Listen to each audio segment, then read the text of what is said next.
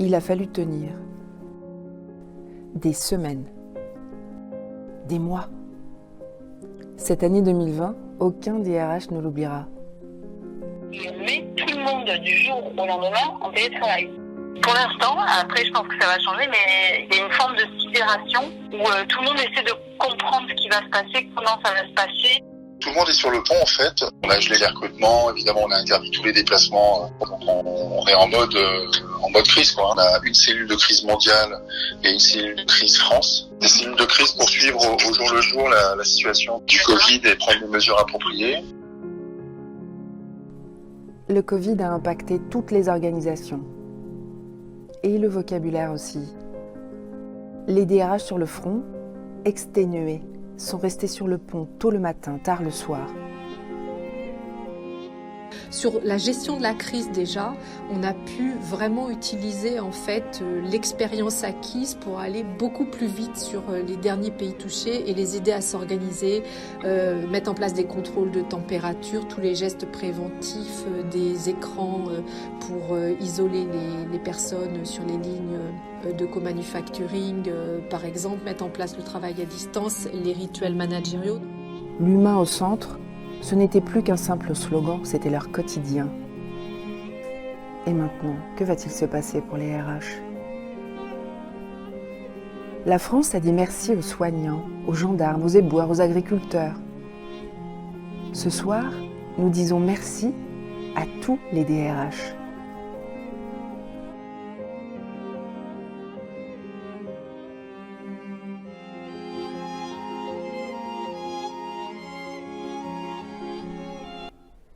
Bonjour à tous. Bien oui, on ne pouvait pas commencer cette soirée sans un hommage aux DRH qui ont été sur le pont pendant toute cette période très particulière qu'on a vécue pendant toute cette pandémie.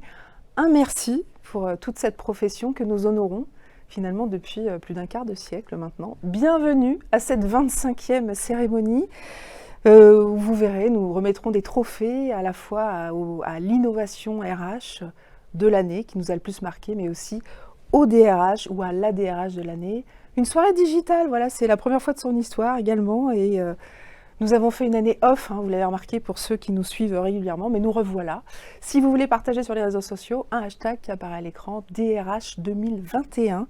Je suis ravie de vous retrouver et je pense que c'est la même chose pour les organisateurs de cette soirée. Bonsoir Samuel, bonsoir Fred. Bonsoir Sylvia. Bonsoir Sylvia. Voilà, vos noms et prénoms complets apparaissent à l'écran. Alors, directeur général adjoint de Figaro Classifieds, Frédéric Nguyen, Samuel Tamagno, vous présidez aux destinées de Morgan Phillips, à la fois pour la France, mais aussi l'Afrique médiévaliste et l'Asie du Sud-Est. Voilà. Sur Singapour. Alors cette cérémonie, Morgan Phillips et les marques emploi du Figaro, on l'organise depuis 25 ans maintenant, je le disais tout à l'heure, donc un quart de siècle. Elle a quand même une valeur particulière cette année. Frédéric ? Cette cérémonie, elle est forcément particulière parce qu'elle intervient au sortir d'une période de 18 mois où elle a complètement chamboulé l'organisation du travail, où elle a forcé d'un côté des entreprises à accélérer dans leur transformation et de l'autre côté l'émergence des nouvelles aspérités et attentes côté candidat. Et à côté de ça, et c'est d'ailleurs la bonne nouvelle de la rentrée, on a une reprise économique positive avec un taux de croissance qui a été revu à la hausse à plus 6%. Un taux du chômage qui avoisine les 8%, bien loin des 11% qui étaient initialement prévus. Ça reste quand même élevé, mais bien sûr, mais en tout baisse, cas, voilà, à la baisse. Et surtout une explosion des offres d'emploi sur le marché, comme l'attestent les 1 million d'offres disponibles actuellement sur Pôle emploi. Donc pour répondre à votre question, Sylvia, je dirais que la spécificité de cette édition du DRH de l'année cette année, c'est vraiment de donner toutes les billes, plus que jamais, à la communauté RH pour, encore une fois, les aider à transformer, leurs entreprises à transformer leur organisation dans l'attractivité de leurs talents, en s'inspirant à la fois des innovations de nos lauréats et aussi en découvrant les grandes tendances apportées par notre grand témoin tout à l'heure. D'accord. Alors Samuel, c'est un peu la même question. Vous constatez aussi... Effectivement, je rejoins complètement Frédéric sur son analyse. Nous ressentons une profonde envie de changement de la part des candidats et ça se manifeste par des tensions. Alors évidemment sur les fonctions classiques comme l'IT digital, mais toutes les fonctions d'experts et aussi les fonctions transversales, notamment en finance, ressources humaines. Et les RH ? Et les RH, bien entendu, à la fois sur du top management, du middle management. Je pense que les candidats aujourd'hui cherchent un petit peu des choses, cherchent des choses un petit peu différentes, donc cherchent effectivement un peu plus de de mobilité, un peu plus d'attractivité. Ils cherchent un véritable projet, ils cherchent un management beaucoup moins vertical. Ils cherchent aussi des entreprises beaucoup plus agiles. Donc ça veut dire que c'est une révolution en soi, puisque ça change profondément les modes de fonctionnement. Et je pense qu'il y a derrière tout ça, il y a quand même deux choses. Il y a une aventure humaine, puisque ça, l'entreprise reste une aventure humaine. Et puis deuxièmement, évidemment, c'est donner un sens au travail. Et ça, je pense que c'est un renouveau qu'on n'avait pas connu depuis quand même pas mal d'années. Alors, le métier des RH, c'est notamment d'attirer les talents, de les attirer, de les retenir, etc. Est-ce que moi, j'ai l'impression que les candidats, ils ne bougent pas tellement en ce moment. Alors, j'allais vous demander à tous les deux, Frédéric en premier, comment est-ce qu'on fait pour les faire bouger, ces candidats? Alors, je ne suis pas vraiment d'accord. Je ne sais pas s'ils n'ont pas envie de bouger. En tout cas, ce qui est certain, c'est que le passage à l'acte est, c'est vrai, plus compliqué. Et je pense que l'explication, elle réside vraiment dans ce besoin de réassurance et de transparence qui est beaucoup plus fort qu'auparavant. Donc, c'est forcément travailler sur sa marque employeur, donc ça, c'est pas nouveau, hein, mais en tout cas, c'est beaucoup plus fort qu'avant. Il faut vraiment se rappeler que démarrer un nouveau job, c'est toujours une étape importante dans une vie professionnelle. C'est forcément casser une certaine stabilité, casser une certaine routine, la découverte de l'inconnu. Et qui forcément, inconnu, vecteur d'incertitude, c'est sûr, mais aussi d'inquiétude parfois. Et ces inquiétudes-là sont beaucoup plus exacerbées, je pense, avec le contexte actuel. Et c'est exactement ces choses-là qu'on veut gommer à travers nos médias, à travers notamment notre nouvelle plateforme qui s'appelle Figaro Emploi, dont vous avez entendu parler, j'imagine, Sylvia, où on va permettre justement aux candidats d'avoir toutes les billes pour faire le choix, toutes les infos, toutes les billes pour faire le choix le plus éclairé possible dans leur recherche d'emploi, qu'elle soit active ou passive, mais aussi à la fois de permettre aux entreprises de tout simplement rayonner en mettant en avant leur marque employeur et leurs valeurs.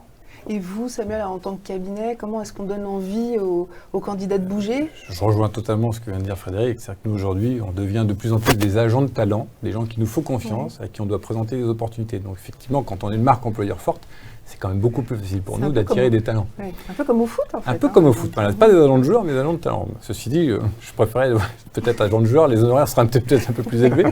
Mais effectivement, aujourd'hui, c'est quelque chose qu'on a vu apparaître en fait en Asie, que nous, on connaît sur notre marché Africa Middle East, et je pense que c'est quelque chose qui est en train d'arriver en Europe. C'est une démarche, en fait, tout simplement de dire, voilà, moi j'ai des compétences, je cible telle ou telle entreprise, je n'ai pas forcément le temps de chercher, etc. Et c'est vous qui allez me représenter. Alors, au-delà de cet aspect-là, il y a aussi l'aspect, évidemment, rétention des candidats en interne, puisque nous, on a une activité de talent de consulting qui est en fort développement, parce qu'aujourd'hui, je pense que une des priorités majeures d'un DRH, c'est de retenir ses meilleurs talents. Et garder ces talents, ça prend du temps, ça demande des investissements, et ça demande aussi parfois de repenser un peu son organisation pour qu'une personne qui est un petit peu en dehors de l'organisation puisse avoir sa place et puisse avoir aussi un rôle à jouer dans l'entreprise. Écoutez, merci à tous les deux pour cet éclairage. Merci, je vais vous proposer de regagner les backstage et puis on va faire appel à notre grand témoin qui va nous rejoindre, Benoît Serre. Benoît Serre est-il dans les parages? Je pense qu'il arrive. Alors, notre grand témoin. Bonsoir Benoît. Bonsoir. Vice-président de l'ANDRH. Voilà. Vous êtes aussi, en dehors de ce mandat, vous êtes aussi DRH de L'Oréal France, mais vous n'êtes pas en ce nom ici présent ce soir. Et d'abord, j'ai envie de vous demander une réaction à la vidéo que vous avez vue tout à l'heure. Est-ce que les DRH ont vraiment entendu beaucoup de merci? Ils en entendent pas mal en ce moment en fait. Ah Ils en entendent pas mal de merci d'être encore là. J'ai vu la vidéo, c'était merci de tout ce que vous avez fait. Et merci d'être encore là, debout, malgré effectivement une année et demie extrêmement fatigante. Vous ne projetez pas, Benoît, vous ne projetez pas. Non, vous ne dites pas ce que vous aimeriez entendre. Non, pas du tout, parce que justement, on est face, ça a été évoqué par Samuel et Frédéric, on est face à des enjeux qui sont éminemment portés par l'entreprise et qui sont éminemment incarnés par la fonction RH, qui est l'un des acteurs pour faire bouger les lignes. Alors justement, il y a une phrase qui a été prononcée qui a été écrite plutôt dans cette vidéo, je ne sais pas si on peut la revoir. C'est une phrase qui dit « Il y a une opportunité historique pour la fonction RH qui est devant un chantier de transformation immense, jamais vu depuis 30 ou 50 ans. » Mais quelle opportunité d'après vous? C'est quoi cette opportunité historique? En fait, il y a plusieurs choses. La première opportunité, c'est que quand vous observez ce qui se passe depuis 1 an et demi, vous vous rendez compte que la société du travail, telle qu'elle a été définie, non pas il y a 30 ou 50 ans, mais il y a 150 ans, est en train d'exploser. Le fait d'aller à son bureau, de revenir à son bureau, ça c'est une première chose. La seconde chose, c'est que les gens ont vécu pendant 1 an et demi une autre vie professionnelle, une autre manière de travailler, et ça a marché. Et par conséquent, moi, je réfléchis au sujet pas mal et je me dis c'est assez intéressant en fait. Parce que pendant des années, les entreprises, quelquefois, disaient « j'ai besoin de me transformer très vite, mais avec les gens, c'est toujours un peu lent ». Là, on pourrait presque se dire, les salariés disent « on voudrait que vous vous transformiez plus vite, mais avec les entreprises, c'est toujours un peu lent ». Donc, c'est une espèce d'inversion du système. Et donc, c'est effectivement une opportunité historique à un autre titre aussi, qui est que la pression sociale de transformation positive est très forte, la nécessité de transformation vers la digitalisation est très forte. Et puis, il y a un autre élément, c'est que depuis 1 an et demi, les DRH ont eu l'occasion de prouver la totalité de leurs compétences. Juridiques avec les protocoles, organisationnels, managériales, de bien-être au travail, tout ce que vous voulez. Et par conséquent, tout le monde, je crois, a mieux compris quelle est cette fonction. Et ce prix, il a une vertu, c'est qu'il fait comprendre quelle est cette fonction, qui est une fonction parfois mal comprise dans les organisations. Mais cela étant, c'est aussi une facette qui a été révélée pendant la pandémie, pendant la crise, auquel les DRH, tous les DRH ne tiennent pas forcément. Par exemple, quand on sait, ils se sont occupés des politiques de santé. Bon, c'est un aspect du boulot de DRH, mais il y a beaucoup d'autres aspects, notamment tout ce qui concourt, comme vous le disiez, au changement des organisations. Est-ce qu'on ne va pas les cantonner justement dans ce rôle Moi, je crois que la très bonne définition de la fonction RH, c'est, je la vole à quelqu'un d'autre, mais c'est rendre possible ce qui est nécessaire. Et aujourd'hui, c'est nécessaire de transformer. Donc la fonction RH, elle est au cœur de ça. Mais là où vous avez raison, c'est que si la crise l'a mis au cœur de ça, si d'une certaine manière les entreprises ont compris quelquefois qu'il était absolument indispensable d'avoir cette fonction pour faire bouger les lignes et embarquer les collaborateurs dans l'histoire, je crois aussi qu'il y a une autre dimension qui est que ça change la fonction de RH elle-même. Ça change la compétence des DRH eux-mêmes.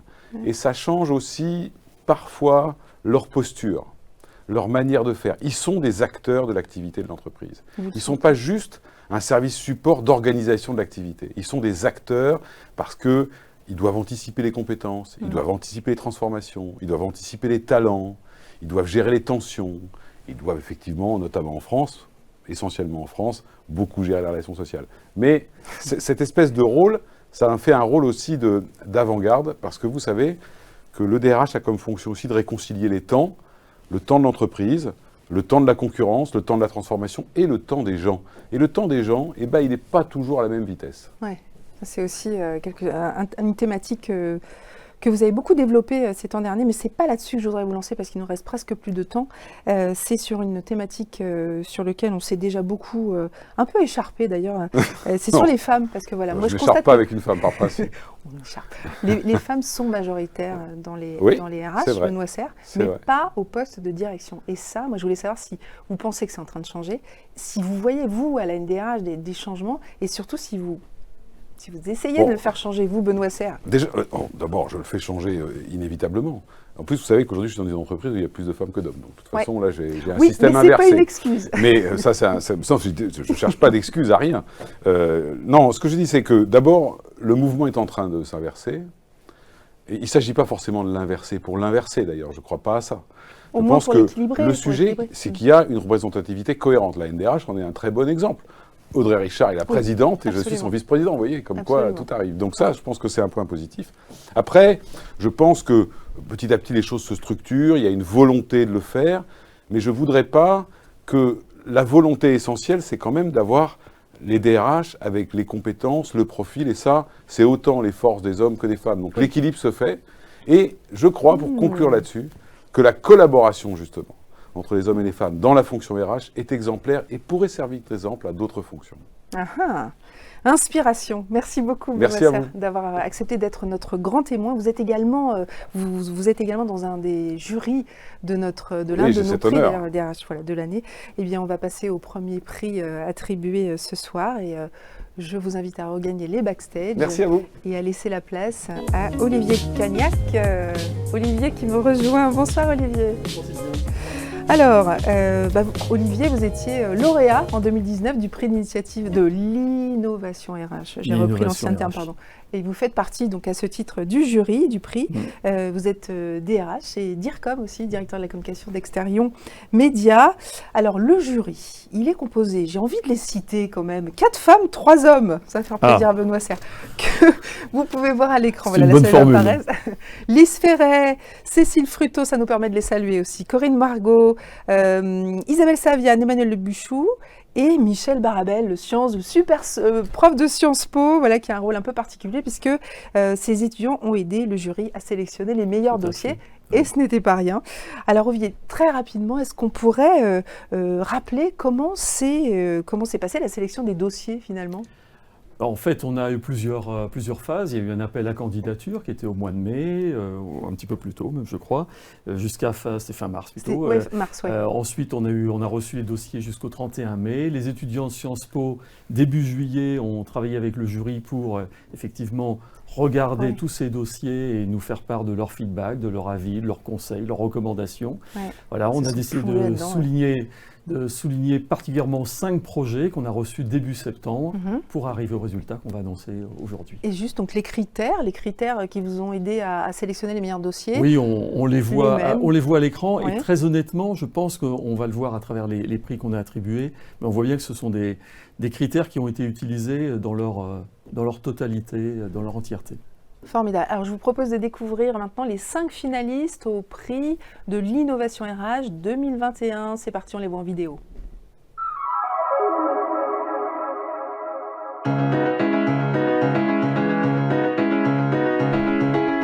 Mazars. Lutter contre le stress numérique.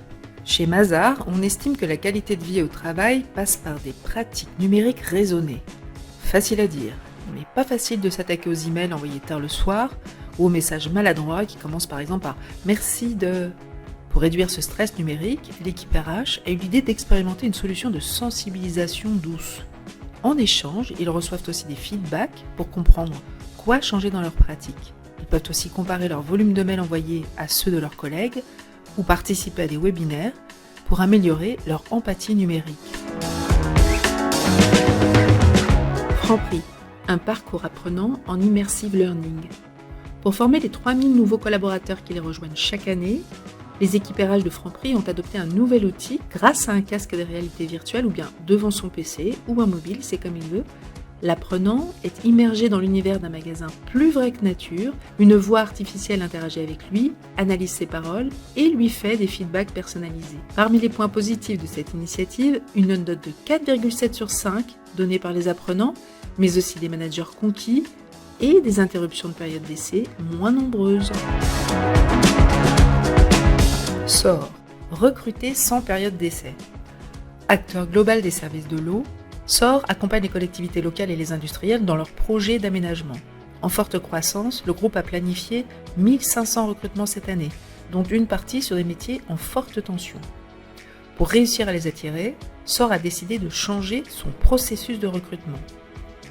Plus de période d'essai, mais aussi des entretiens en mode speed dating, une réponse en 48 heures maxi et même une signature digitale du contrat. Si tu nous fais confiance, on te fait confiance, par conséquent, pas besoin de période d'essai.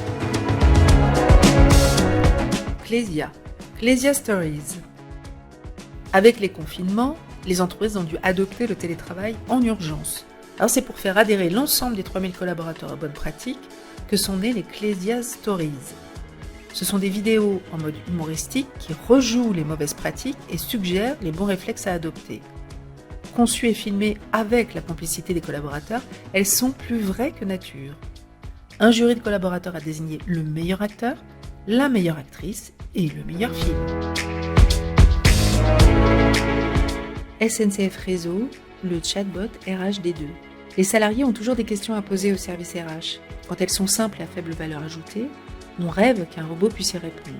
C'est le rôle de RHD2, le chatbot conçu par les services RH de SNCF Réseau, lancé depuis octobre 2019 et désormais accessible aux 54 000 collaborateurs.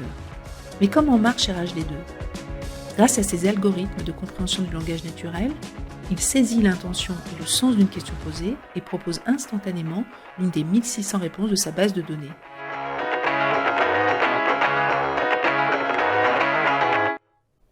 Ouais, 5 dossiers super intéressants. Je ne sais pas comment vous avez fait pour trancher. Cela étant, donc 5 finalistes, il a bien fallu trouver.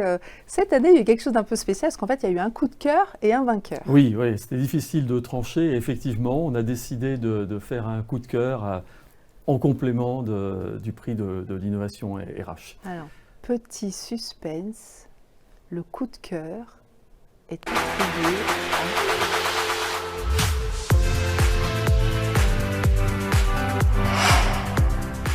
Donc c'est Franprix. C'est Franprix, pourquoi? Parce que ça a été dit tout à l'heure, une des priorités des DRH, c'est de garder des talents. Et Franprix, effectivement, qui avait une problématique forte avec beaucoup de collaborateurs qui rentrent et beaucoup de collaborateurs qui ne réussissent pas leur période d'essai, a effectivement mis en place un standard de formation assez étonnant, on l'a vu tout à l'heure, avec beaucoup de virtuels où le collaborateur est acteur de sa propre formation, avec des feedbacks. Enfin, c'est très innovant. C'est quelque chose qui nous a aussi beaucoup marqué parce que c'est une vraie démarche d'intégration des collaborateurs de première ligne, dont on a beaucoup parlé ces derniers mois, on va peut-être même dire un peu plus. Et je pense que c'est vraiment très marquant. Et puis, ils ont des résultats. Ils ont des résultats au-delà du standard qui a été mis en place. Ils ont effectivement aujourd'hui un taux de rétention qui s'est amélioré de 30%. Et ce n'est pas que du hasard, loin de là. Et un petit truc en plus, mais je le dirai après parce que sinon, je ne veux pas dévoiler le nom du vainqueur. Alors déjà, quand même, bravo aux équipes, on peut leur dire bravo aux équipes de Franprix, Jonathan Goldfarb et Juliette Montet. Je tenais à le dire. Et alors, le vainqueur, Olivier? Le vainqueur, donc...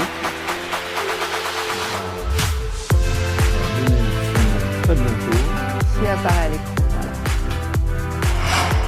Donc, le jury a choisi SOR. Le jury a choisi SOR cette année. Et voilà, et je vais inviter donc la personne qui va représenter SOR, Xavier Savigny. Est-ce que vous pouvez venir nous rejoindre, Xavier, en prenant effectivement au passage votre trophée? Merci beaucoup. Voilà, pour des raisons sanitaires, on n'a pas pu mettre quelqu'un pour vous le remettre, mais le cœur y est. Alors Olivier, avant de passer la parole à Xavier, est-ce que vous pouvez nous expliquer pourquoi ce projet a été choisi comme... Alors il y a Laurent Berger, qui est le patron de la CFDT, qui vient de sortir un livre qui s'appelle « Quelle société veut-on » et nous, on s'est dit, on a une entreprise en face de nous qui se dit « Quelle entreprise veut-on » et cette entreprise, on voyait bien les enjeux. Il y a du développement, il y a de la croissance, il y a beaucoup de recrutement à réaliser. Il y a une autre culture RH que vous avez voulu faire passer, basée sur la confiance.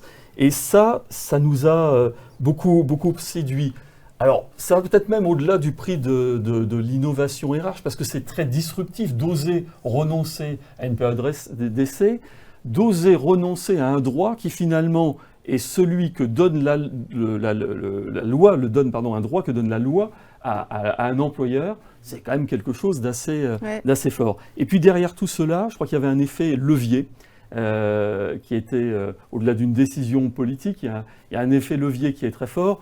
On fait confiance au manager, on aide aussi le manager. Vous avez revu beaucoup vos processus de recrutement. On aide le manager à faire le bon choix. À s'upskiller au niveau recrutement aussi. Exactement, oui. Et Xavier, puis on revoit aussi les messages en termes de communication. Ça a été très, très net aussi. L'image, la marque employeur a été revue aussi à travers ça. Et puis il y a un petit plus. Un petit plus. C'est l'acte d'engagement sociétal. Parce qu'effectivement, il y a peut-être quelque chose qui est plus dur aujourd'hui que de trouver un job, c'est de trouver un logement, surtout quand on est un jeune. Et effectivement, je ne sais pas si vous l'aviez vu dès le début, mais en tout cas, c'est un vrai plus pour les jeunes. Trouver un logement quand on vient de prendre un nouveau job, il faut remplir un très très gros dossier en général, ou avoir plein de cautions, et là ça facilite énormément les choses de ne pas avoir la période d'essai. Voilà, on va vous donner la parole, Xavier, quand même. Vous m'aurez d'envie depuis tout à l'heure. Bon, alors effectivement, en plus, il y a des résultats. Vous avez déjà des résultats, est-ce que vous pouvez nous en parler? C'est à la base quand même, je voudrais remercier les membres du jury, je pense que c'est quelque chose d'extrêmement important, et puis je voudrais aussi ce trophée le dédier à l'ensemble de l'équipe, parce que on le sait tous, à la RH, c'est une équipe qui gagne. Il y a deux personnes qui ont particulièrement bossé sur ça, vous voulez les citer? Oui, tout à fait. Audrey Fusili, bien évidemment, et Neza Corti, respectivement en charge du recrutement et en charge de la communication au sein de notre groupe. Ouais. Je crois que ce qui était très très important pour nous, comme vous le dites, c'est de partir sur une action qui allait avoir des résultats. Ouais. Et à la base, on part sur une intuition. Et puis depuis, voilà, on a fait plus de 700 recrutements. Ça a vraiment très très bien fonctionné. Depuis combien de temps, Xavier? On a lancé l'initiative en mars, donc il y a tout un temps de préparation. Mars 2021, on est d'accord? Oui, tout à fait.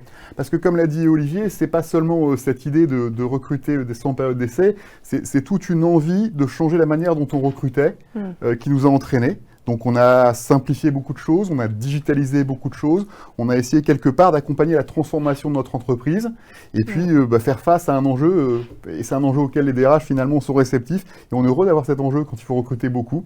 Ouais. Et je suis d'ailleurs heureux de dire qu'au-delà de 1500, on va probablement recruter 2000 personnes cette année. Ah bon? Voilà, donc bonne nouvelle aussi. Donc, en fait, et avis aux amateurs et aux candidats. Donc si je comprends bien, ça attire, vous avez attiré plus de candidats en affichant le fait que vous ne faisiez pas de période d'essai. Tout à fait. Et puis il y a quelque chose qui est assez fantastique, c'est tous les candidats qui ont signé sans période d'essai. Alors au départ, on n'a pas fait trop de publicité. Donc, qu'est-ce qui se passe? Le candidat arrive, on lui présente son contrat. Il y en a même certains qui nous ont dit, mais attendez, vous avez peut-être fait une petite erreur, parce que dans le contrat, il n'y a pas de période d'essai. On a dit, non, au contraire, nous, c'est la confiance. Et ça, je crois que c'est le thème essentiel. Quand on s'inscrit dans une entreprise comme la nôtre dans la durée, on existe depuis 90 ans, on est sur le thème de l'eau, et l'eau, il y en aura toujours, on en aura toujours besoin. Oui, et donc, puis elle sera de plus en plus rare, donc on aura toujours besoin de... Alors, justement, je suis sûre qu'il y aura plein de DRH qui vont vouloir vous poser la question, et comment est-ce que je peux faire, moi aussi, si je veux appliquer cette mesure en entreprise? Est-ce qu'il y a une erreur à ne pas faire pour aller vite?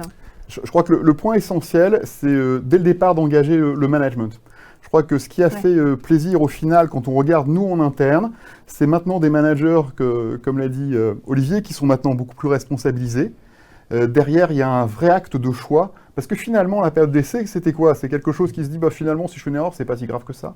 Oui, sauf que nous, on n'est pas dans cette logique, on est dans une logique où on va se faire mutuellement confiance, à la fois la personne qui nous rejoint et à la fois le manager qui va l'accueillir. Et donc, les impliquer dès le départ, c'est très très important, les sécuriser, et puis en interne, beaucoup communiquer aussi. Oui, ce que vous disiez tout à l'heure, effectivement, vous les avez formés, en fait, ces managers, à être plus en confiance quand ils recrutent. Tout à fait. On vous applaudit silencieusement, on aurait bien voulu avoir une salle entière qui vous applaudit, mais bon, voilà, donc le cœur y est. J'ai vraiment apprécié, et je vois qu'il y a plein d'autres innovations qui étaient là, et donc je vais me faire un plaisir d'aller contacter certains des autres membres qui avaient été sélectionnés. Lequel Donnez des noms. Franprix, c'est un premier exemple, mais il y en a d'autres, bien évidemment. Et puis j'espère que cette initiative ne restera pas seulement chez SOR, mais qu'elle prendra de l'essor dans d'autres entreprises, parce que je crois que c'est une des qualités de ce prix, c'est que ça permet de développer des innovations partout dans le monde de RH. Ouais, et puis donc vous merci allez voir, encore. Vous allez voir. Ils vont vous appeler. Ouais. Merci. Merci infiniment à tous les deux. Restez avec moi, restez encore un petit peu avec moi. On va bientôt annoncer le DRH qui sera justement le ou la DRH de l'année. Mais avant cela, je voudrais qu'on révise un peu qui a été DRH jusqu'à présent. Est-ce que vous vous souvenez des précédents? Pas forcément. Alors, je vous invite à les revoir.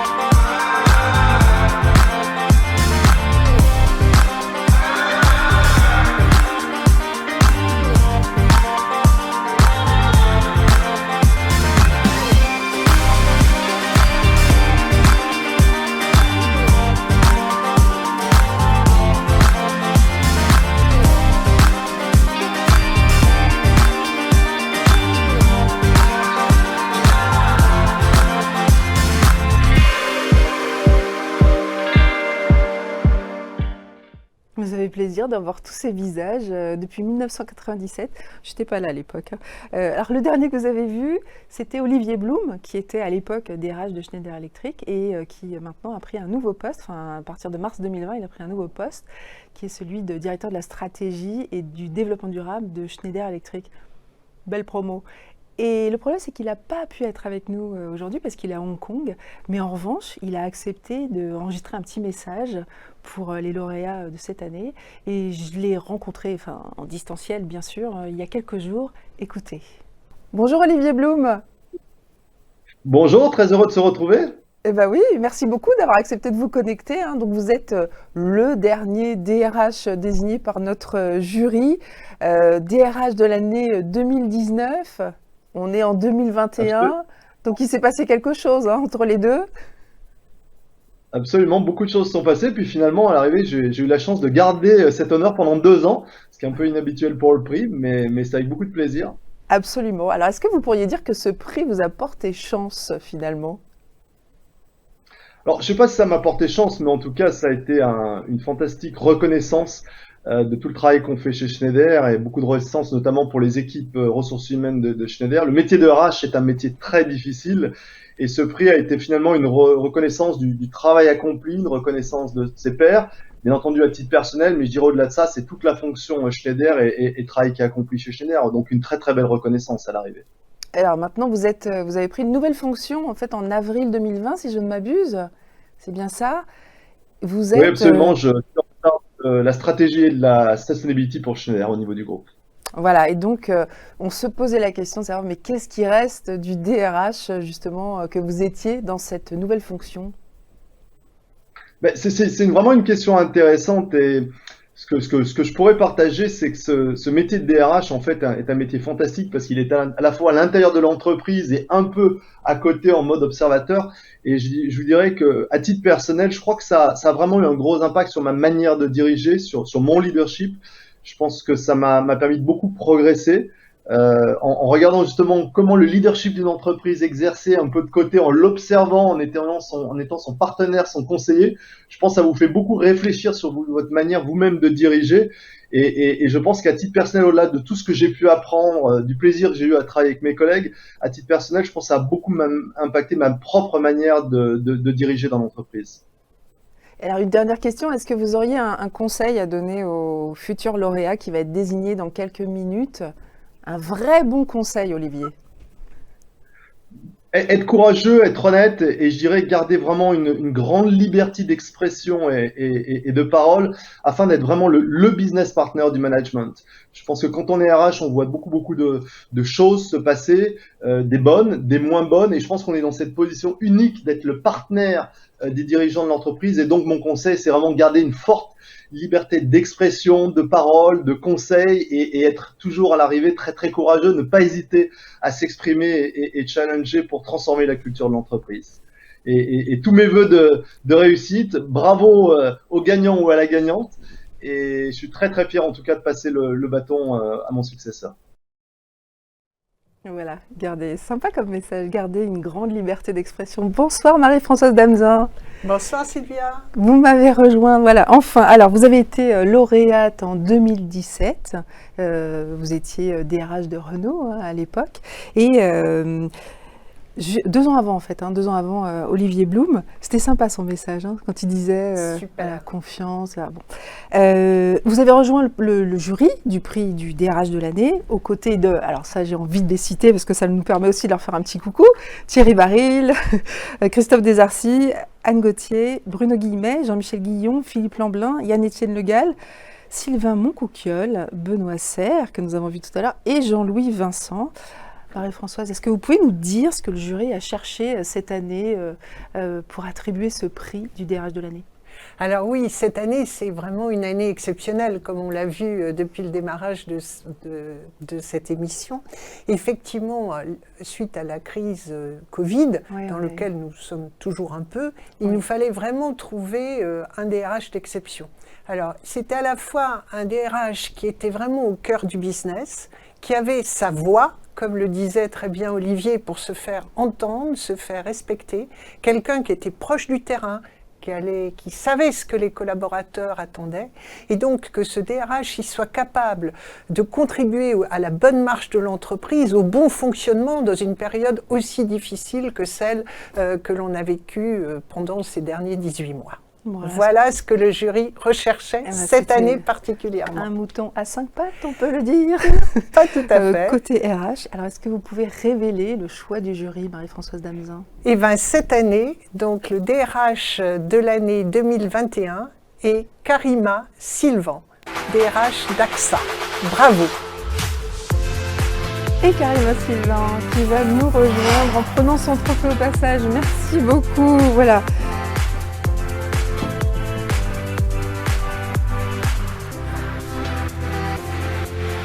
On est ravis de vous accueillir sur ce plateau. On entend le son de votre voix et j'ai envie de vous demander, avant de vous passer longuement la parole, quel est votre ressenti, votre sentiment au travers d'un mot, d'un son ou d'une chanson, je ne sais pas. Alors, fierté. Et lorsque Marie-Françoise m'a appelée, puisque c'est Marie-Françoise qui m'a appelée un vendredi matin alors que le jury se réunissait la veille, j'ai d'abord pensé à mes équipes parce que c'est effectivement des mois extrêmement intenses de travail, tu l'as rappelé, la crise, et pour moi c'est avant tout un travail collectif avec les équipes et puis avec les managers d'AXA, le top management d'AXA, donc j'ai d'abord pensé à eux. J'allais dire, on vous reconnaît bien là, de toute façon. Avant de vous repasser la parole, je vais quand même faire une cour bio. Je vais vous présenter votre parcours, vraiment en quelques mots, mais on n'aura pas le temps de tout détailler. Donc après Sciences Po et l'ENA, vous avez une carrière en 3 étapes. Vous n'avez pas commencé par être DRH, vous avez rejoint le ministère du Travail avec Rosemarie Van Lerberg et Catherine Barbarou. Vous étiez en charge de gérer le FNE, le Fonds national pour l'emploi. Certains DRH que j'ai rencontrés s'en souviennent. Vous avez ensuite passé 10 ans dans le secteur de la santé, d'abord dans le public, adjointe à la DG de la PHP, et ensuite dans le privé, chez Corian, qui est un groupe privé dans lequel vous avez été à la fois DRH et directrice d'un réseau de santé. Donc à la fois DRH et le terrain, on y reviendra. Et puis, vous êtes depuis 10 ans chez AXA, on est venu vous chercher, d'après ce que vous nous avez expliqué. Et depuis 2017, vous êtes DRH groupe d'AXA et membre du comité de direction depuis 2019. Tu vois, alors, ça c'est le parcours. Donc en fait, quand on a dit ça, on a un peu dit des choses, mais pas tout. Qu'est-ce qui a marqué le jury dans la personnalité de Karima Sylvan ? Alors, c'est vrai que le jury, en fait, il reconnaît 3 choses. Tout d'abord, un parcours remarquable, et je pense qu'effectivement, Sylvia, vous l'avez raconté, puisque Karima, elle est partie des Comores quand elle avait 6 ans pour venir faire des études en France, qu'elle a réussi brillamment, Sciences Po, ENA, puis du coup, elle s'est dit qu'elle devait rendre quelque chose à l'État, et donc elle a décidé de commencer sa carrière dans le public, avec la délégation à l'emploi. Et ce qui nous avait frappé, Karima nous avait dit qu'en fait, c'est en fréquentant les DRH qu'elle a eu envie de devenir DRH. Et donc ensuite, Karima a plongé dans le bain DRH, tout en ayant une passion aussi pour le business, puisqu'elle a même été à un moment en charge du business de la France pour le groupe Corian. Donc vraiment, déjà ce parcours, ça a particulièrement intéressé le jury, cette volonté de donner à la fois au public et au privé, et puis d'allier l'humain et l'économique. Bon, ensuite, bien sûr, il y a ses réalisations en tant que DRH d'AXA et celles aussi des équipes, puisque Karima accompagne complètement toute la transformation du groupe, qui est une transformation culturelle, qui est une entreprise qui est vraiment devenue très, très internationale dans ses talents, mais qui aussi s'occupe de diversité, d'inclusion, de bien-être au travail et de la santé de tous ses salariés pour finalement créer les meilleures conditions de l'engagement. Mais, une fois qu'on a dit tout ça, parce qu'on a toujours des excellents candidats, je dirais surtout ce qui nous a bluffé, c'est la personnalité de Karima qui, comme a dit un membre du jury, crève l'écran. Donc voilà, je tenais à le dire aujourd'hui. Elle est authentique, elle est engagée, elle est curieuse, elle est tournée vers les autres et elle est aussi très courageuse parce qu'elle n'a pas hésité à donner des feedbacks, parfois du top management, de manière assez carrée. Donc en fait, Karima l'irradie quand on la rencontre. Et donc voilà pourquoi le jury avait envie envie de remettre ce prix. Puis moi, j'ai une petite pensée personnelle, parce que moi, je suis très heureuse aussi de remettre ce soir ce prix à une femme qui est aussi brillante, charismatique et engageante que toi. Voilà. Félicitations. Bon, c'est pas facile, Karima Sylvain, de recevoir autant de compliments. C'est pas facile. Mais cela étant, le jury n'a pas mis très longtemps à délibérer, hein, d'après ce que j'ai compris. Donc vous avez fait quasiment l'unanimité. Alors ça, c'est aussi un point. Moi, j'ai quelques questions à vous poser, quand même, concernant ce que vous disiez. Ce que vous disiez tout à l'heure, on l'a vu dans la DRH, dans la vidéo, on n'avait pas encore dévoilé qui avait dit ça, mais vous avez dit les RH post-pandémie ont un rôle historique, inédit à jouer. Et moi, je vais vous demander quel est ce rôle, selon vous? Alors, moi, ce que j'ai constaté, c'est que pendant cette crise, il y a eu la période de crise, donc il y a eu une période où nous, des RH, on était un peu au front avec nos équipes. Ouais. Et ça a été dit auparavant. Et je pense que dans l'entreprise, le métier RH, c'est souvent un métier dans lequel on fait des choses qui ne se voient pas, mais dont les faits se répercutent quand même sur l'ensemble des collaborateurs. Et donc, dans cette période de crise, certes, on a mis en place des protocoles, on a mis en place le télétravail intégral. Bon, tout ça, pas tout seul, parce que effectivement, le management a été là. Et moi, j'ai été époustouflée chez AXA par la manière dont l'organisation et les managers a bougé avec un maintien de l'engagement. Nous, on a augmenté notre engagement pendant cette période. Voilà. Et ça, c'était assez incroyable. Et je tiens vraiment à saluer mes collègues et tous les managers d'AXA pour cette réussite qui est une réussite collective. Maintenant, on passe à une autre phase. Ouais. Ce rôle historique, justement, comment vous le définiriez? Le rôle historique à jouer par les DRH, et vous disiez qu'on n'a jamais vu ça depuis 30 à 50 ans. Au fond, ma phrase, ce qu'elle visait, c'était de dire que dans 50 ans, on se retournera et on regardera. Alors, moi, c'est ma conviction, les manuels d'histoire, on pensera à la pandémie qui laissera une trace, et puis on se dira, il y a 50 ans, ce qui s'est passé, c'est aussi un shift dans les manières de travailler. Et parce que, moi je pense, et beaucoup le pensent, je ne suis pas la seule, qu'effectivement on travaillera différemment, encore plus différemment que l'affiliation aux entreprises, pourquoi on vient travailler, le sens que l'on donne à son travail, vont être profondément impactés. Et je pense que la fonction RH elle joue un rôle modeste d'artisan pour créer les conditions et des modes de travail un peu différents. Et ça, c'est un rôle historique parce qu'on n'a pas, dans l'histoire, autant de shifts importants et brutaux je dirais, des collectifs de travail et de la manière dont on travaille. Voilà. Donc, c'était pour ça que j'ai prononcé cette phrase-là. Et puis, moi, ça m'a fait penser aussi à autre chose, c'est qu'en fait, les DRH ne sont pas forcément la fonction la plus aimée dans l'entreprise. On ne peut pas dire. Elles traînent depuis des années une réputation un peu... parfois de fonctions inutiles, etc.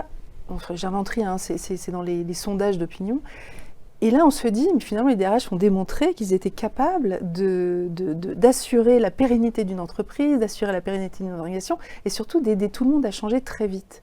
Et c'est peut-être ça, ce rôle historique aussi, c'est qu'enfin, vous allez pouvoir prendre les rênes, et non pas toujours s'excuser de devoir faire les choses. Alors moi, je pense que la période, elle oblige aussi la fonction RH à se transformer elle-même. Et donc, je pense qu'elle oblige la fonction RH, effectivement, à être plus efficace, à revoir ses processus, à être encore plus innovante, à regarder encore plus le business.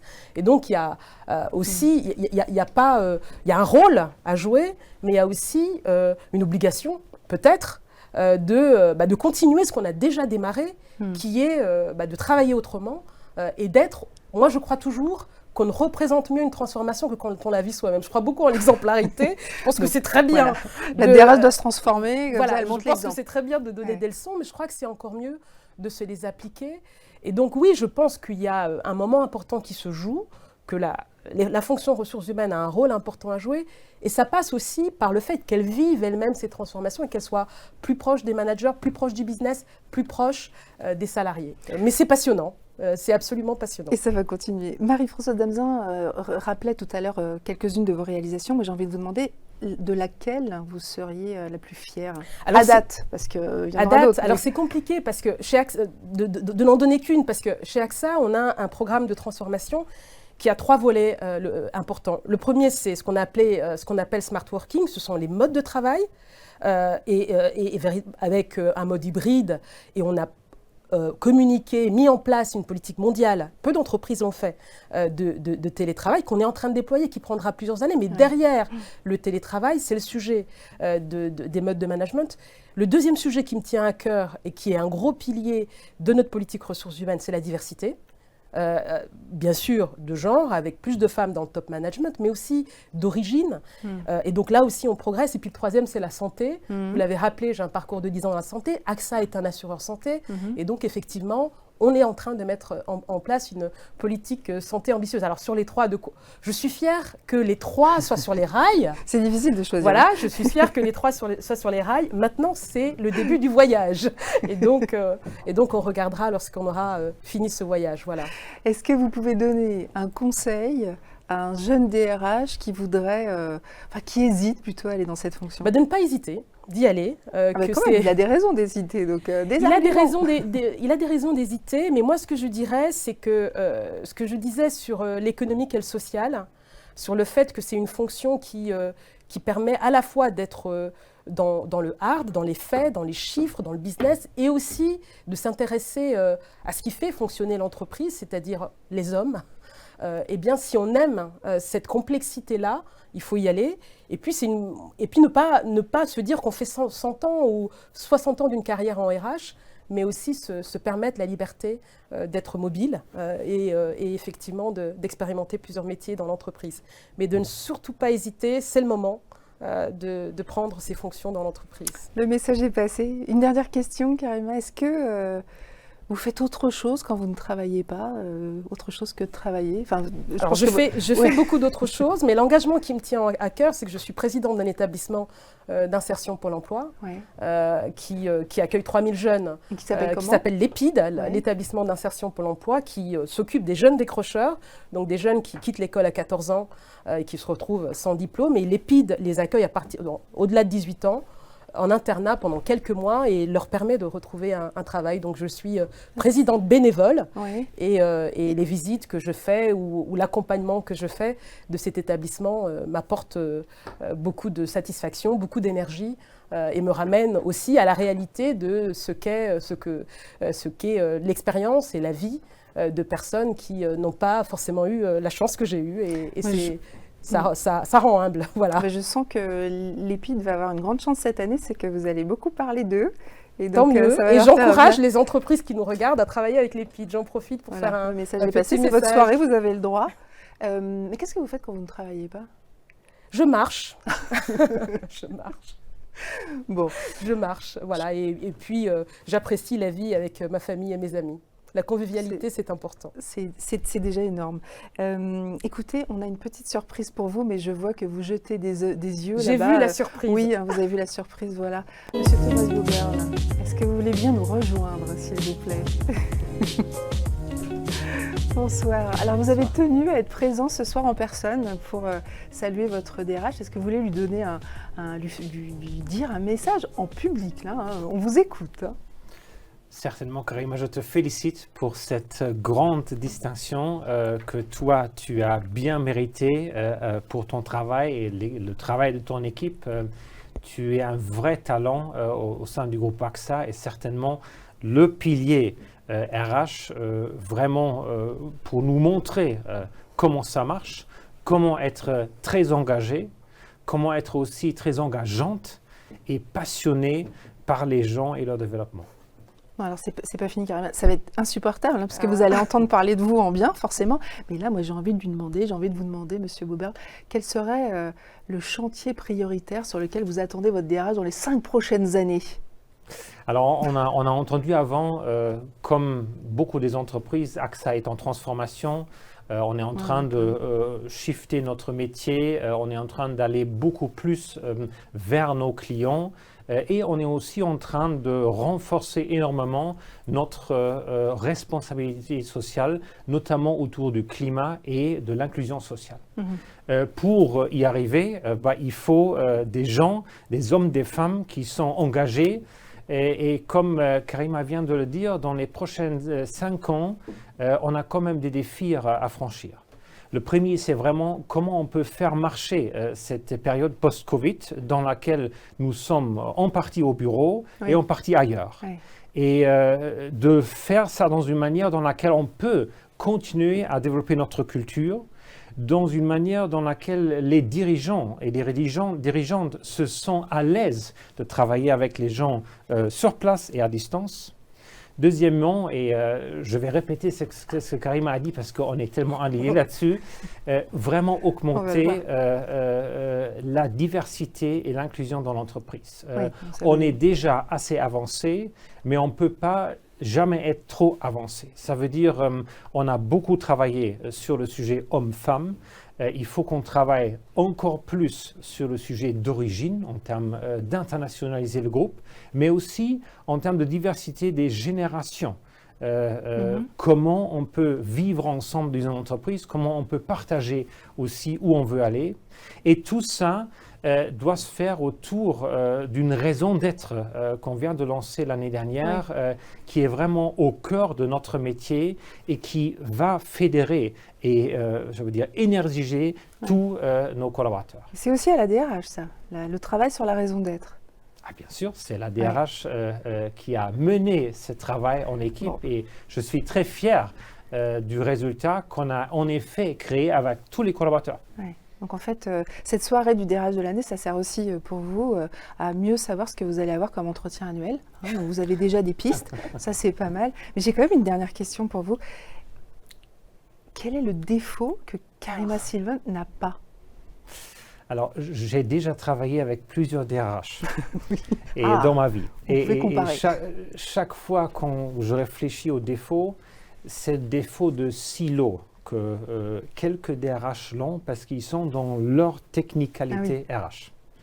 Karima est exactement le contraire parce qu'elle a une expérience du business, elle est pragmatique, elle s'intéresse au business et elle cherche toujours des solutions.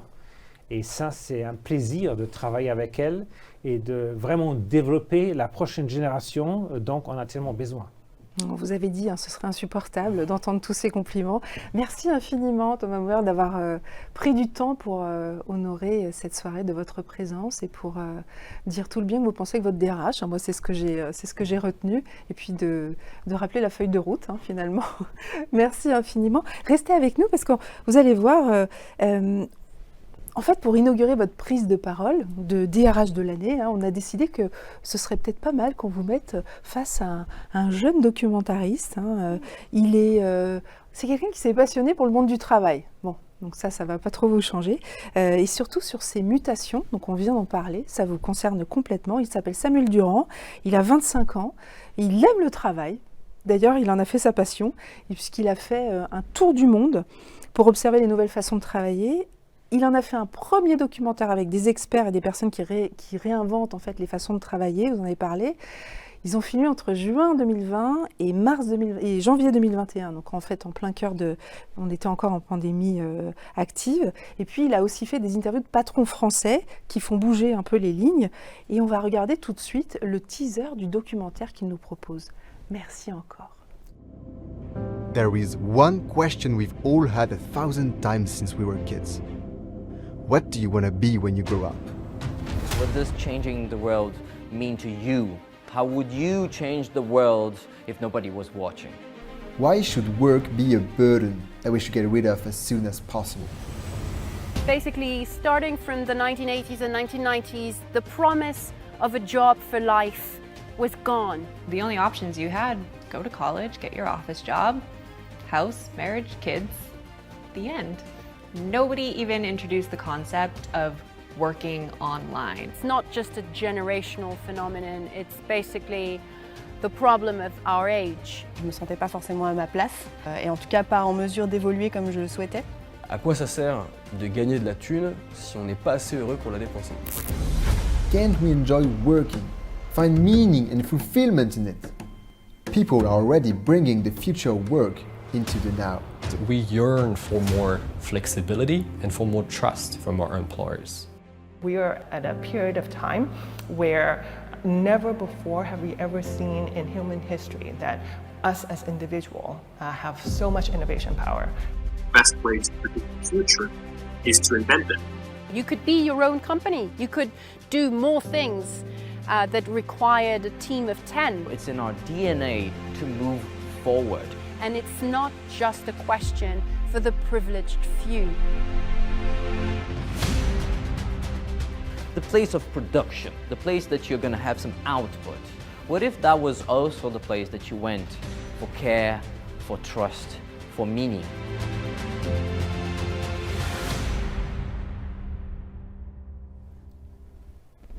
Voilà, et Samuel Durand nous a rejoint sur ce plateau. Pour ne rien vous cacher, on a déjà commencé le débat, mais c'est pas bien. Voilà, je proposais à Samuel de débattre avec Karima Sylvan, DRH de l'année, nouvelle DRH de l'année, donc 2021.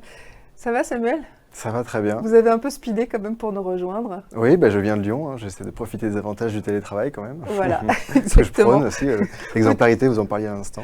Petit teaser effectivement sur la suite. Alors, Samuel, on voit beaucoup de gens dans votre documentaire, donc j'invite tout le monde à effectivement visionner ce documentaire qui est absolument passionnant. On n'aime pas, peu importe, en tous les cas on se positionne. On voit beaucoup de gens dans votre documentaire qui ont fui l'entreprise, quand même. Pour retrouver de l'indépendance, du plaisir au travail, du sens, pour s'épanouir au travail, voilà, c'est ce qu'il nous explique. C'est donc possible, mais est-ce que c'est possible autrement qu'en quittant l'entreprise, Samuel ? On peut rester dans l'entreprise et s'épanouir aussi dans l'entreprise, évidemment. Et ça sera, alors on le voit peut-être moins dans ce premier documentaire qui était sur le future of work en général, où on parlait de toutes les façons de s'épanouir au travail, dans l'entreprise, dans le salariat, mais aussi en dehors, au sein de collectifs, de communautés, en tant qu'indépendant. Et puis le deuxième tome, lui, explorera le salariat en lui-même. Comment est-ce qu'on peut s'épanouir au sein d'une entreprise, qu'est-ce qui fait que le salarié n'est pas mort, et puis pourquoi est-ce qu'on rejoint une entreprise plutôt qu'une autre. Bon, suspense d'enfer. Donc ça, celui-ci, il sortira quand ? On va commencer à le tourner le mois prochain. Donc laissez-moi quelques mois, 2022, début 2022. Karima, vous avez vu le documentaire de Samuel, peut-être le teaser, je ne sais pas. Mais quand même, ce que je voulais vous demander, c'est est-ce que ces sujets sont générationnels ? Je rappelle que Samuel a 25 ans, sont générationnels, ou bien est-ce que ce sont des sujets de notre époque, tout simplement ? Moi, je pense que ce sont des sujets de notre époque. Et effectivement, j'ai regardé le teaser et j'ai regardé le site de Samuel. Et je pense que ça, c'est une conviction qu'on partage, qui est qu'avant la crise, il y avait sans doute des germes ou une réinterrogation que chacun d'entre nous avait un peu sur le sens du travail. Et que la crise a amplifié ça. Moi, j'échange avec beaucoup de salariés, ce n'est pas une question d'âge. Je pense que chacun était amené à réfléchir à qu'est-ce qui est important pour moi dans la vie, quel est le plaisir que je trouve au travail, quel est le sens du métier que je fais. Et donc, je pense que cette interrogation, elle est là et que ça pousse les entreprises, effectivement, à donner envie, comme je le disais, de venir travailler. Alors, effectivement, quand j'ai vu le teaser, je me suis dit quand même, ils ne vont pas tous quitter l'entreprise. Et on a envie d'aller travailler en entreprise. Donc, je suis heureuse de voir qu'il y aura un deuxième volet sur le salariat, parce que je pense véritablement que, effectivement, en entreprise, les gens ont besoin de revenir en entreprise. Je pense qu'il y a aussi des travers du télétravail intégral. Et on l'a vu, des phénomènes d'isolement, et qu'on a besoin de liens sociaux et de convivialité pour se construire, qu'on peut construire en étant en télétravail, parce qu'on est quand même connecté. J'ai vu avec des collègues, mais c'est différent. Et moi, je crois beaucoup au face-à-face, je crois beaucoup à la confrontation, au fait de se retrouver. Voilà. Rebondir sur le rôle social finalement de l'entreprise. Ça paraît complètement dingue de reparler ça, alors que ça a toujours été, mais sauf que là, ça a été reposé.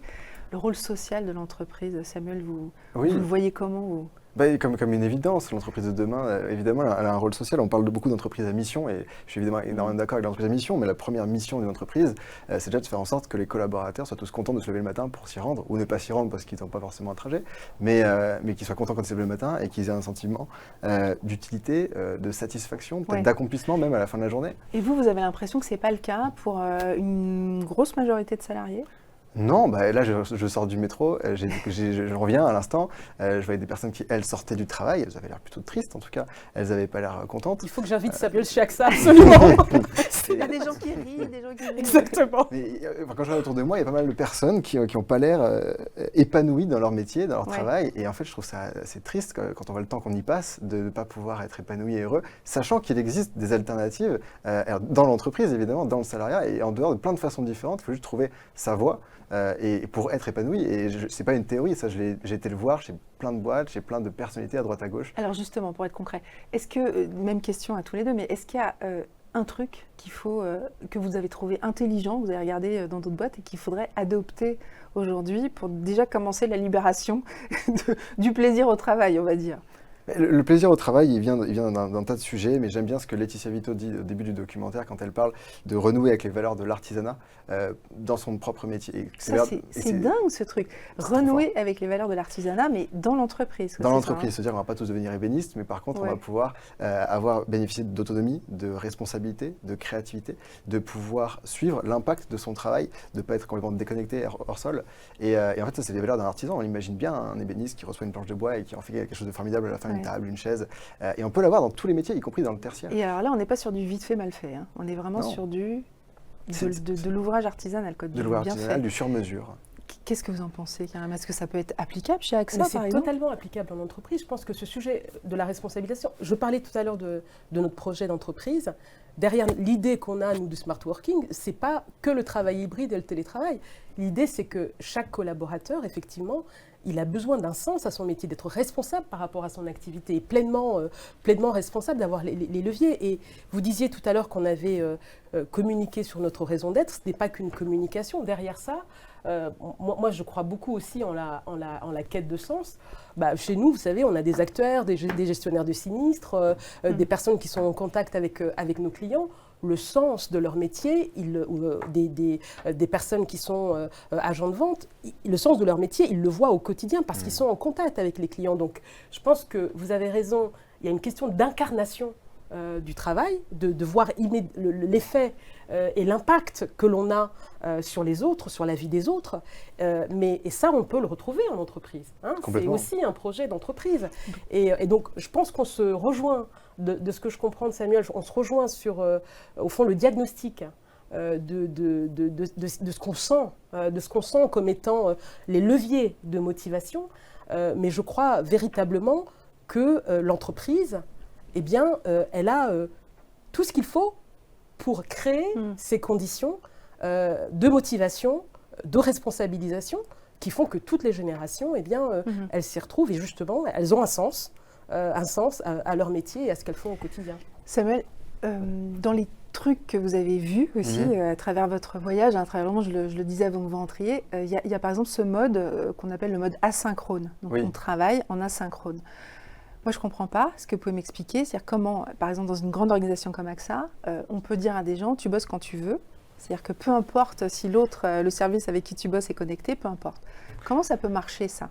Ça peut marcher. Déjà, tous les métiers ne peuvent pas fonctionner. Des métiers qui ne peuvent pas se faire en synchrone, où il faut être dans un lieu, un endroit et être présent à ce moment-là. Mais la synchrone, ça veut simplement dire qu'on va décomposer les tâches qu'on a dans sa journée ou dans sa semaine et qu'il y a un certain nombre de tâches qu'on peut faire qui nécessitent d'avancer seul ou on peut avancer de façon autonome parce qu'on a toutes les données et donc au moment qui est le plus pertinent pour soi. C'est-à-dire au moment où on est peut-être le plus productif ou alors on n'a pas une contrainte personnelle ou professionnelle ou autre et on ne va pas être dérangé, être interrompu. Mais ce qui n'empêche pas d'avoir des moments d'interface dans lesquels on va échanger avec les autres parce qu'évidemment, on ne peut pas tout faire tout seul. On n'est pas tous à 100% tout seul. Il y a énormément de moments d'échange et c'est essentiel. Mais l'asynchrone permet de rendre la liberté, l'autonomie à chacun, de pouvoir organiser sa vie en fonction de tout ce qui existe dans la vie et pas simplement en fonction de son travail. On peut prendre un rendez-vous chez le médecin à 5h de l'après-midi ou 3h l'après-midi et puis se dire qu'on va travailler une heure de plus le soir parce qu'on a pris une heure l'après-midi. Vous entendez ça, Karima? Est-ce que vous pouvez entendre ça? Est-ce que c'est le mode asynchrone, ça existe chez vous? Je ne parle pas des différents fuseaux horaires, hein, mais vraiment non. Je pense que, au fond, ce que j'entends derrière asynchronie, c'est la flexibilité. Oui. Voilà, c'est ça que j'entends. Mais flexibilité de l'individu. C'est flexibilité de l'individu. Dans une entreprise, il y a cette flexibilité de l'individu, mais il y a aussi le collectif, le fait qu'effectivement, on a des clients et au fond, ce service aux clients, il dépend de la manière dont une équipe travaille et va collaborer ensemble pour délivrer ce service. Donc, la flexibilité, elle est possible dans une certaine mesure, mais pas à 100%, parce que derrière, il faut cette coordination, cette cohérence qui fait qu'on... Voilà. Donc, vous êtes d'accord tous les deux, en fait? En tout cas, dans une entreprise, la flexibilité totale, l'asynchronie totale, pour reprendre le mot de Samuel, n'est pas possible. Parce que justement, il y a ce besoin de collaboration plus forte, parce que derrière, on a un service au client qui nécessite des interactions. Et voilà, donc on est... Vous voulez ajouter quelque chose, Samuel? Non, mais même les entreprises qui fonctionnent à 100% en télétravail définissent des plages horaires dans lesquelles elles se connectent en même temps, ou alors elles ont des moments particuliers dans lesquels il n'y a pas d'asynchrone, mais on est tous ensemble. J'ai une dernière question pour Oui. tous les deux. Vous le disiez tout à l'heure, la pandémie, elle a aidé les DRH à faire évoluer les organisations, malgré tout. Est-ce que le DRH, il doit garder un rôle aujourd'hui sur la préparation du futur du travail, ou bien est-ce qu'il doit laisser faire l'organisation? Moi, je ne crois pas au DRH qui fait, c'est pas vrai. On définit beaucoup, ou ce sont les managers qui font, qui inventent, et on reprend et on déploie. Vous pourriez être des meneurs aussi, vous pourriez être des meneurs. Ou des... Je crois que la réalité de transformation des organisations est plus complexe que ça. Les idées, elles peuvent venir de la DRH, mais je suis très heureuse aussi lorsqu'elles viennent d'une entité de managers qui l'ont mise en place. Et lorsque c'est formidable, eh bien, mon rôle, c'est de dire c'est absolument formidable et je donne les moyens aux autres de le démultiplier. Je ne crois pas, moi, à une fonction RH qui serait la seule à avoir la vision, les idées sur la transformation du travail. Je suis beaucoup plus modeste que ça. Mais cela étant, quand ça ne bouge pas, vous pouvez... je pense qu'on a un rôle qui est d'être un aiguillon. Voilà, d'être un aiguillon, mais ça ne veut pas dire qu'on définit tout. Et Samuel, ce que vous observez, ce que vous avez observé, parce que vous faites aussi des interviews de dirigeants, le rôle du RH dans tout ça, c'est quoi? Je suis d'accord, c'est de créer le cadre dans lequel les managers, les chefs de projet vont se sentir suffisamment à l'aise, suffisamment en confiance pour prendre des initiatives. Et puis ensuite, le rôle du coup de la direction des ressources humaines, ça va être de choisir quelles sont les initiatives, de pouvoir documenter ce qui est les succès, les échecs, de pouvoir expliquer pourquoi ça a fonctionné, pourquoi ça n'a pas fonctionné, et puis ensuite de les déployer à plus grande échelle quand une initiative qui est prise sur une branche. Et c'est souvent comme ça que démarrent les projets de transformation, c'est qu'on teste à petite échelle avant de répliquer surtout sur un groupe mondial, mais de pouvoir créer ce cadre dans lequel tout le monde est à l'aise de prendre l'initiative, et puis ensuite de déployer beaucoup plus largement. Voilà, super intéressant votre vision à tous les deux. Vous vous rejoignez, mais vous vous éloignez aussi. Quand même, j'ai senti quelques petites... Voilà. Cette émission est maintenant terminée. Merci infiniment pour la qualité de ce débat. Restez avec moi, toute l'équipe. Il me reste à remercier évidemment toute l'équipe qui a préparé ce live. Merci pour votre attention, à vous qui étiez derrière cet écran. On a essayé de tenir l'union à peu près. Merci aux jurés des prix et puis aux équipes de Morgan Phillips, aux équipes de cadre emploi de Figaro Recruteur, mes chers collègues, les anciens et les nouveaux d'ailleurs qui se sont démenés cette année encore pour préparer ce beau programme. Merci aux étudiants de Sciences Po aussi, on va peut-être les voir tout à l'heure. Il y a la super prof, ils ont de la chance d'avoir Michel Barabel comme prof. Enfin, il les a fait bosser quand même cette année encore. Merci à Frédéric Nguyen et à Samuel Tamagno qu'on a vu tout à l'heure, qui ont permis que cette soirée perdure et perdure encore, je l'espère. Dans le Figaro Économie, lundi, un portrait, non plutôt une interview de Karima Sylvain que je vous invite à lire bien sûr. Et pour clore cette 25e édition, eh bien nous vous souhaitons, Karima, une très belle année d'égérie DRH. Merci.